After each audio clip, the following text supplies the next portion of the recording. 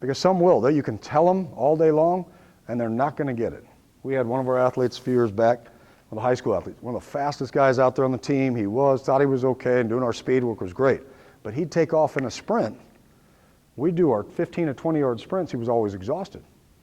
Talk to him about what he's doing. His arms were crossing, everything was coming in. He was just killing himself. Showed him the video. He thought I was showing him somebody else. No way, it wasn't me. They thought for sure he was running all pro, everything's perfect. And as soon as he saw that, his next run, he fixed his arms where he needed to be. And first thing he said when he got done is, I didn't feel like that was work. Well, that's the idea. If you're doing this stuff right, you can be powerful. You should be just as strong on the last play of the game as you are at the beginning of the game. If not, there's a conditioning problem, nutrition problem, sleeping, something, okay? It's not just, if you leave it all out there. Yeah, that's great, leave it all out there. But if you're beat fourth quarter, what happens? And watch Nebraska this year. You're getting killed. Yes? Real quick, and not to promote an app, but there's one Coach's Eye. There's a free version of it. Yep. Use that, and you can put them side by side. Yep. I use that with Coach's Eye is great. We use that. You can do slow motion. You can make notes. You're the guy on ESPN football and drawing lines and doing all kinds of stuff. I'll use that for some of my kids' clinics when we do that. That we'll come out and we'll videotape each of them on a pro agility or something, and I'll take that and I'll email it back to them with some notes. So you can narrate on it, you can make notes, you can draw stuff, and just shoot them an email and they've got it. Or you can just do something right there in person too. If you've got a lot of athletes, it's some work to get all of them. Once you get into it, it's a pretty neat program and you can do it. But video, whatever you use, is a big part. Makes sense? Some of it may be they're just so tight they can't rotate, which is fine, but you won't know that until you talk them through it and see. But most of the time, they're just not as aware that they're not reaching. Or like when the leg was coming back, don't realize that that leg is doing this because it's touching the ground, but it's touching this way instead of this way. Little things will make a difference. Okay. All right, good questions. Frankenstein is coming next. I do a modified Frankenstein. Instead of just kicking up in the air back and forth, I want to get hamstrings, I want to get my low back, and I want to get my shoulders loose. I work with a lot of volleyball players, basketball, throwers, baseball, everybody. I want to get that loose. That's part of it, part of our warm-up for the shoulders. So now when I kick out to the side, I don't have to kick as high. One, because I'm not super flexible anyway, but as I lean, I'm coming in here. Now I'm reaching. I'm not just going to the toe. Chest is out. I'm trying to get that wrist out towards the toe. Now by doing it, because I'm leaning forward, I get hamstring, and I get my low back, and by extending the wrist out, now I get my shoulder and my back loose too, okay? Take your time. Do not, the first one, crank it out, okay? We're all just over 20. Here we go. Go. Opposite hand and foot, right to it. But as soon as you land, let's go back again, sorry. Football, I forgot to remind us, football, it's football's turn. Okay, you watch them go through. All right, next row, ready with you guys. Here's what happens. My football players almost all the time. And then we go to the next one. I'm getting half the reps. So every one, contact, go right to it, okay? Go, thanks. Got to find everybody to pick on.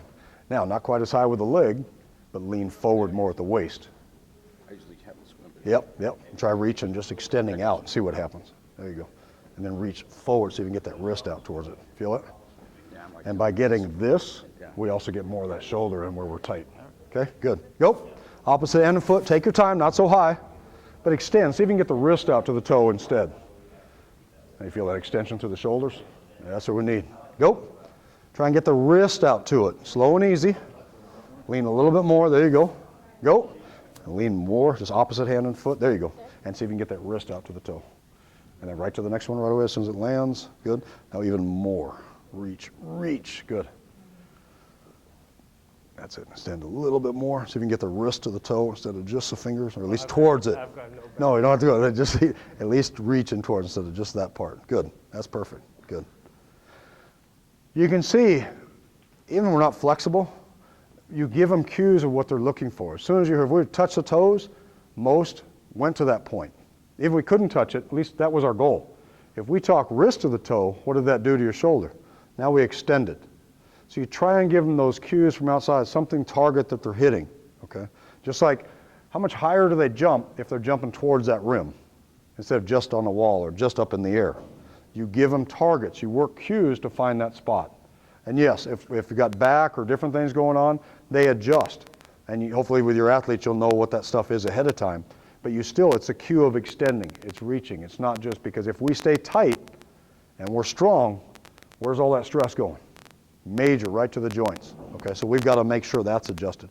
And some of you then will be, when we get to the flexibility part, those are some things we've got to really key in and say, okay, well, this makes sense. Because my left side, man, I can't believe how much more flexible I am here compared to here.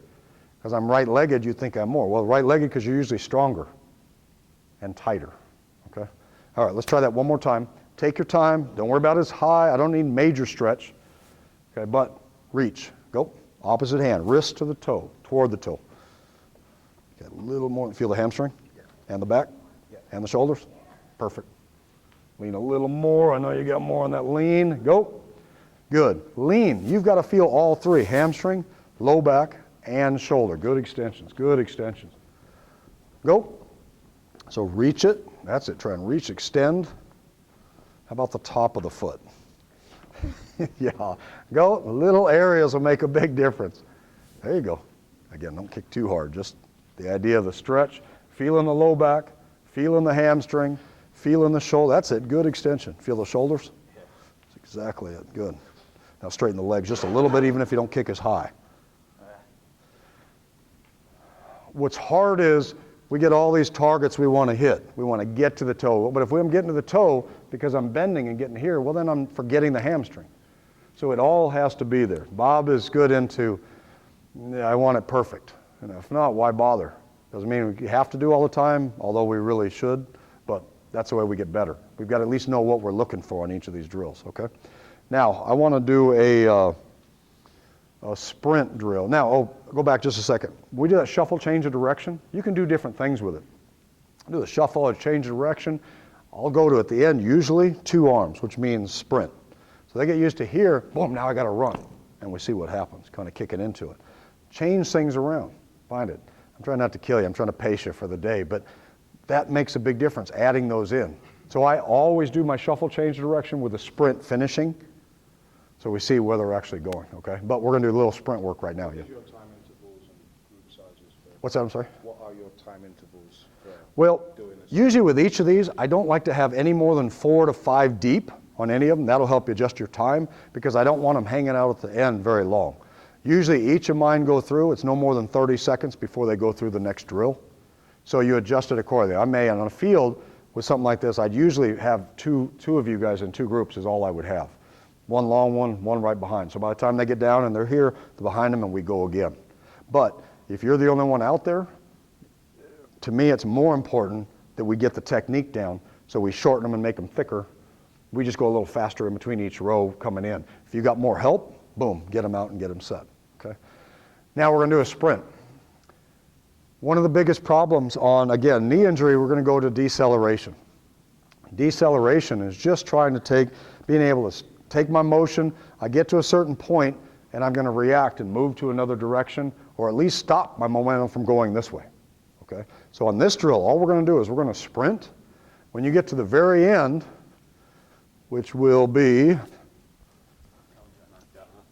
yeah, that's fine. Basically, the edge of this carpet right here is what you're looking for, okay? I want you to stop on a dime. Watch what happens with their bodies. We'll fix it. Don't run into the chairs. Ready? Here we go. Go. Stop. All right, now, this isn't very effective to stop and get ready for the next play. Now, here's what we're looking for. Hard motion. They all ran. Nice. But at the very end, each of them stopped here. What's going to happen on the next play? They're going to be out of it. There's no way they're into it. So my motion is here. Here's where I stop. So let's see if you can stop, drop 1 foot, keep your eyes centered, watch how many of them, yeah, you guys step back, but stay there and catch them just in case, okay? They're going to stop right here, eyes forward. Let's see where they're at. Ready? False start, 5-yard penalty. Ready? Go. Stop right here. Oh, no, you get to go do it again down there. No, you're fine. Good. All right, next row. Now, here's what you want to look for. Yes, we stopped. But how many of them, once they stop, their head dropped forward? We drop our hips. Now I'm ready to actually move in the next direction. Ready? Go. Eyes forward. Stop. Good. Ready? Last group. You ready? You're going to run? Okay. Yeah, just watch where you're heading. Watch for the podium. Go. Eyes straight ahead. Boom, coming through. Little things make all the difference. One of the big problems I have, and this is a little thing, it's nothing on track coaches, nothing on football or anything else. However, if you're wanting speed training, track's a great thing. However, it does not work with multi-directional speed. I've got football players that they're off season, they go to track. When they come in, my first week with me on our speed and agility, they're falling all over the place. And we've had athletes tear their knees because they've forgotten how to change and what to do. Because when they run, what do? Always go this way. When you finish your run, what do? How many of them stop? You run through it, you slow down. On the football field, basketball, softball, anything else, you don't get to do that. You stop and you got to change, okay? So that's why all of our warm-ups, we incorporate this deceleration. They get to the end, they stop. Now let's get the last movement, ankles, get them firing off. We're going to do an ankle flip. So on the balls of the feet, all we're doing nice and easy is just a little kind of jog. Then we're going to push away. We make contact with the ground, we create power. Push up as high as you can, taking your time. Go, first few easy, go, going forward. Now push, get up as high as you can, push it, push, push.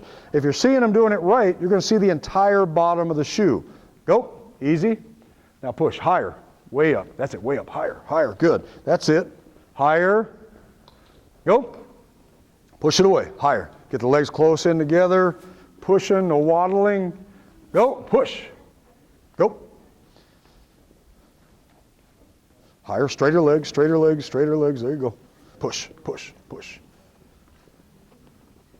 You'll also see as you watch, some are more dominant one leg than another. Some hit, not much happens. They hit the other one, man, they spring up great.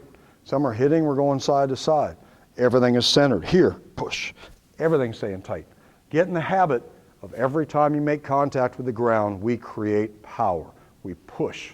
It's pushing the ground away is much better than jumping. Okay, we've got to create that force. I tell the kids, it's like you guys watched Avengers and the Hulk. Okay, what happens to the ground when the Hulk leaves the ground? It's destroyed. You understand when he lands because he weighs 1,200 pounds. But when he takes off, he's creating power. It just destroys it. We watch kids that try and jump instead of create power. They don't even bend the grass that they're on. You've got to get that power, okay? Here we go. Go, one more time. Easy, first few. Now push, that's it, high as you can. Push, the legs are bent just a little, but we're not hitting squatting, we react. Go, easy. Way up, way up, way up, way up, way up. Go. Go.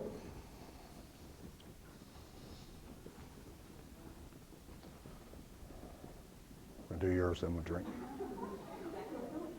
Yes. Just out here with the ground being so firm, the concern of mine with the amount of miles that the kids do, is there any concern with that repetitive motion and pretty much like even on grass it's concrete almost? No, because we're not going to do that much volume. You're typically doing 10 to 15 yards. So each impact, we're not doing that many. Think of how many times if they're a runner or a cross country. What group do you work with? I'm talking about soccer.